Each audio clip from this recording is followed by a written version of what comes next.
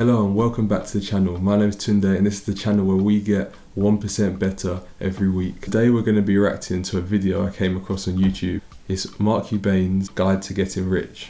Mark Cuban is a successful American businessman. His net worth is at the moment around $4 billion and he is the owner of the Dallas Mavericks basketball team. So this man has a whole wealth of knowledge. I'm looking to take some of that knowledge and implement it into my own life. Let's see what Mark's got to say. Hi, I'm Mark Cuban, and I'm about to give you some advice on how to be just a little bit richer than you are today. How do you get rich?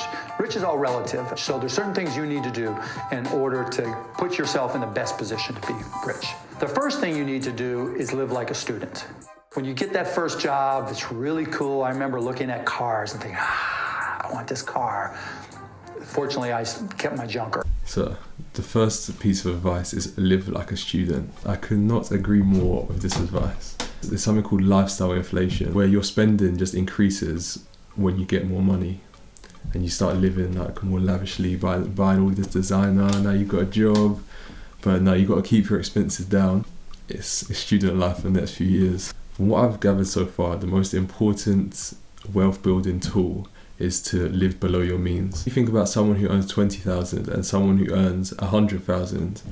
If the person who earns 20,000 only spends £10,000 of their money and can use the other 10 to invest in themselves, start a little side hustle business, they will be more wealthy than a person who earns £100,000 a year but spends £120,000 a year, and every year they're getting into more debt. And then that debt's just piling up, and next thing you know, bankruptcy. Remember, it's not the money you make, it's the money you keep that's important. Number two, you shouldn't use credit cards. I remember bill collectors calling me every 2 minutes. You're better off using a debit card when you need to just not use cash. I shouldn't use credit cards. See, this is something I don't agree with Mark here. You should use credit cards, but you should use them like a debit card. You never spend money that you don't actually have in your account. It's because credit cards is a good tool to build your credit score, which needs to be good when you're looking to get a mortgage. So yeah, use credit cards, but use them like a debit card to build that credit score. Number three is save up 6 months' income. If you don't like your job at some point, or you get fired, or you have to move, or something goes wrong, you're going to need at least 6 months' income. An emergency fund is a pot of money where you dip into when something in your life goes wrong. If an unexpected expense occurs which you haven't planned for, you can dip into this instead of using credit card debt. So ideally this fund should be able to cover around 6 to 9 months of expenses, just in case you did lose your job and needed some extra money to tie you over while you were searching for a new job. And it doesn't have to be 6 or 9 months expenses. If you're in a very secure job, then maybe you want 3 months, or you don't have a lot of job security, you might want longer than 9 months. You might want a whole year saved up just in case the worst did happen. Then what I would do is probably put it into the cheapest SPX, Standard & Poor's mutual fund that I could find. So yeah, investing your money in the S&P 500 historically has given an average of 10% growth in your investment per year. Me personally, I have a stocks and shares ISA with Vanguard, where I put my money into. I use a globally diversified index fund. If you're a true adventurer and you really want to throw the Hail Mary, you might take 10% and put it in Bitcoin or Ethereum. But if you do that, you've got to pretend you've already lost your money.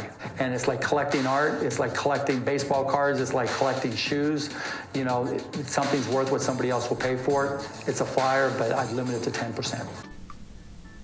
Yeah, fair. I don't know too much about Bitcoin or Ethereum and that stuff, but I'd be interested to get into it in the future. You never know. Not quite there yet.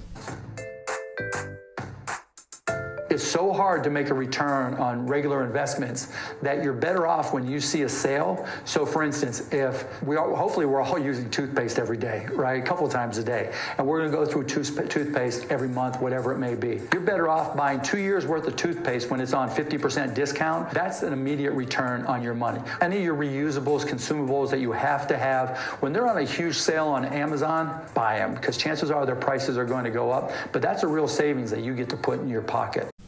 Yes. I love getting things for cheap when they're on sale. Oh, in fact,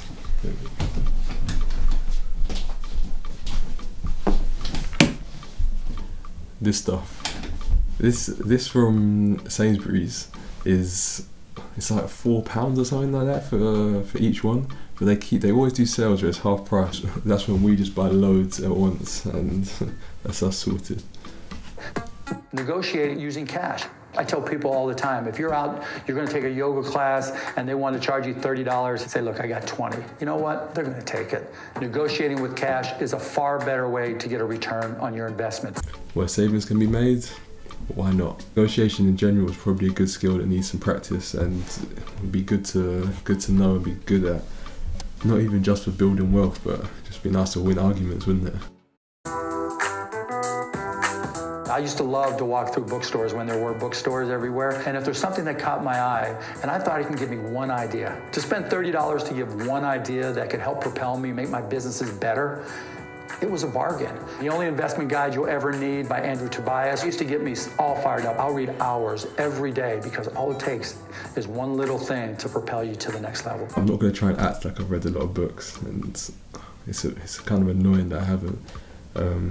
But yeah, I've just got started reading books. It's such a good source of information.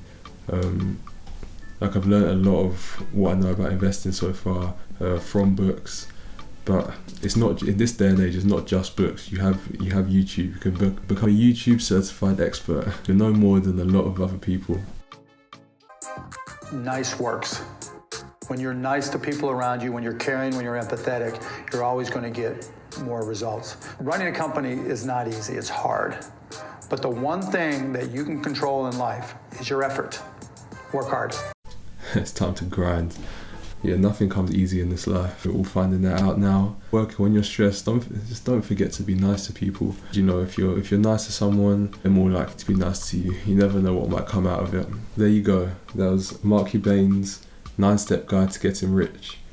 So I think my main takeaways from that: number 1, live like a student.